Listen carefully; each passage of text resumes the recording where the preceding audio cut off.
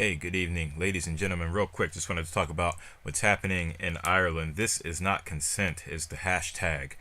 Protesters wave underwear after Ireland rape trial sparks fury. I don't even get this. So, a woman carrying lacy underwear, women carrying lacy underwear, took to the streets across Ireland this week after a man was acquitted of rape in a trial that featured a 17-year-old thong as a line of defense. And I'm reading from this one article that comes directly out of Ireland, the Irish Examiner.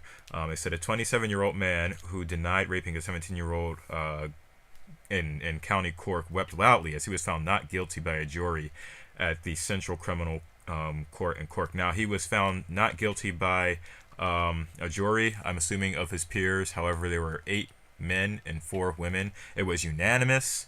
So that means that the 4 women also either believed or were coerced enough into believing that this man was not guilty.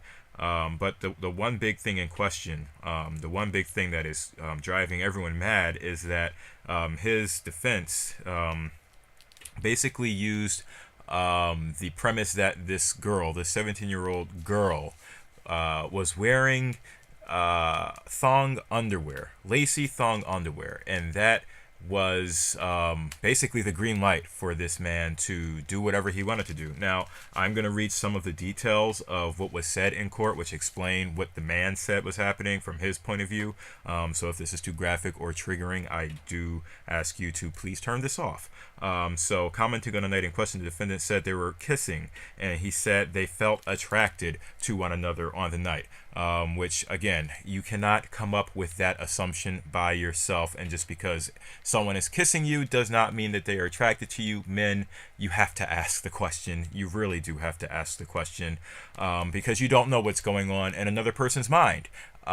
Whether they are not in their right mind, or whether they are actually trying to trap and coerce you into doing something so that they can later take you to court for some reason. You just don't know.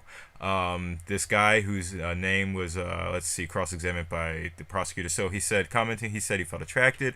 The person said there is not one person who saw you kissing. This is the prosecutor saying that, and of course, no one else saw them kissing.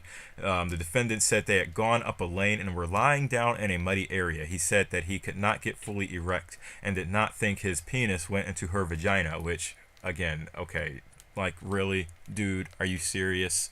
Or have you never had sex before? Maybe not. Maybe 27 years old, this is your first time. Who knows? I don't know. I'm not going to go into that. He said it was possible that it did, but he did not think so.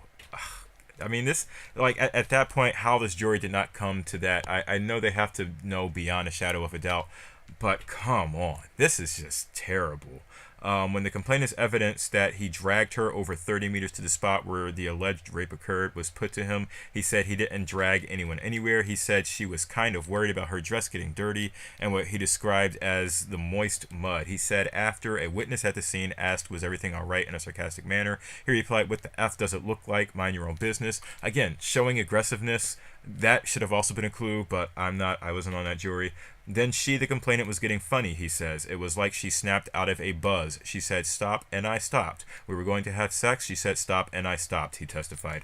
In her closing address to the jury, Elizabeth Connell, who was defending the defendant, told jurors they should have regard for the underwear the complainant wore on the night. Does the evidence outrule the possibility that she was attracted to the defendant and was open to meeting someone and being with someone? You have to look at the way she was dressed. She was wearing a thong with a lace front.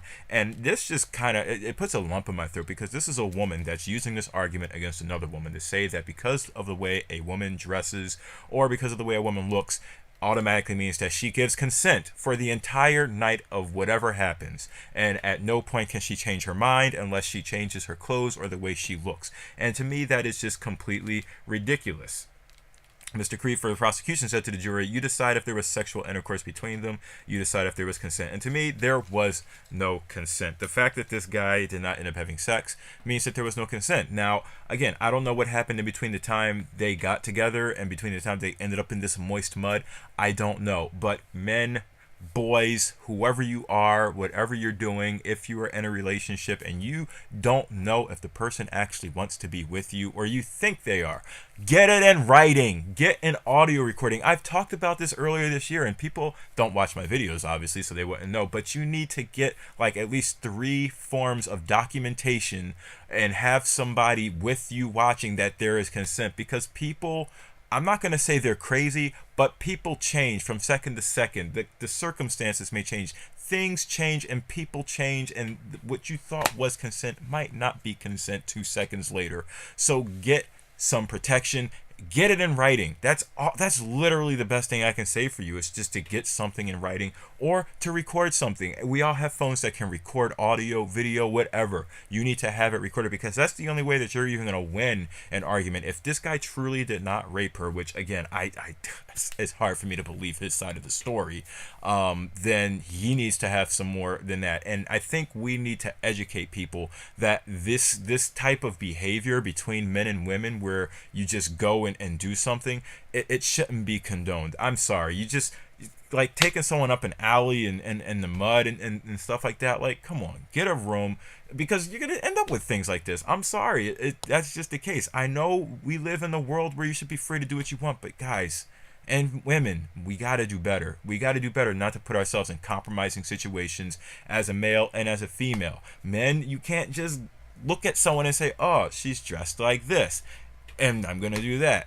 I think Australia also has something like a slut walk, because they're also protesting against things like this. It happens all the time where, for some reason, because of the way a woman dresses, look, women are free to dress however they want to dress. Men are free to dress however they want to dress. We're all free. Now, if you don't mind having a certain connotation associated with you, then so be it. But that shouldn't allow people to put their hands on you, to touch you, to do things that you don't want them to do. So again, that's all I really have to say. I really do hope that this somehow goes back to trial, and that the people of Ireland and all around the world really start to re-examine how their laws around rape are being looked at. Obviously, at the end of one of these articles, it did talk about that this is going to be looked at a little bit more.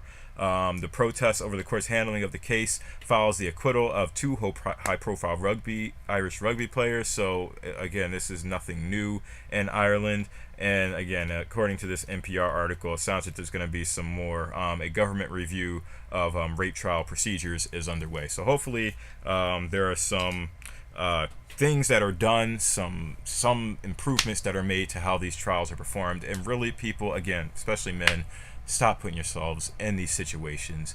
Women are free to dress how they want. We need to behave and act accordingly, and not be like animals, driven like animals and rabid dogs. So that's all I've got for you all tonight. I will see you all tomorrow. Peace out.